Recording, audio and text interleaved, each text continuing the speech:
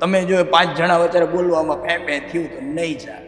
તો શરૂઆતનો જે કન્ટેન્ટ ક્રિએટર હોય એના માટે કઈ ગાઈડ કરો કે શરમ આવે શું કરવાનું, આવે જે ફાઇનલ છે. જો તમારે ક્રિએટર બનવું છે તો સૌથી પહેલા તમારે શરમ નેવે મૂકવી પડશે, બરોબર, તો જ તમે બનો. નકર ના, તમે જો 5 જણા વચ્ચે બોલવામાં ફે થયું તો નહીં ચાલે.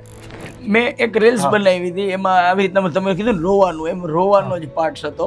તો ડોક્ટરની કેબિનમાં અને પ્લસ એટલી નર્સ ક્રાઉડ વચ્ચે મારે કરવાનું હતું. મારા માટે બહુ જ ટફ હતું, પણ તોય કર્યું હતું મેં. બરોબર. ત્યારે મને એમ થયું કે ના, આપણે 5 વર્ષની મહેનત છે, અહીંયા કામ આવી. કોઈ મોટા એક્ટર હોય અને એને છે ને એક રોલ આપ્યો હોય કે માં વિશે ટોક કરવાની છે, તારે આંખમાં જર્જરિયા લઈ આવવાના છે, તો જો આ એક સાઉન્ડ પ્રૂફ હોય, સવારથી સાંજ સુધીનું સેટઅપ હોય કોઈ મોટા એક્ટર માટે, તો એને બસ એક સ્ક્રિપ્ટમાં છે આટલું જ કરવાનું છે.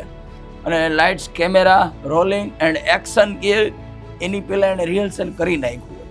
હવે અમારે કેવું થાય, અમે આવ્યા, સ્ટાર્ટ, લ્યો, શું કરવાનું, કેમ રોવું એમ ઇન્સ્ટન્ટલી.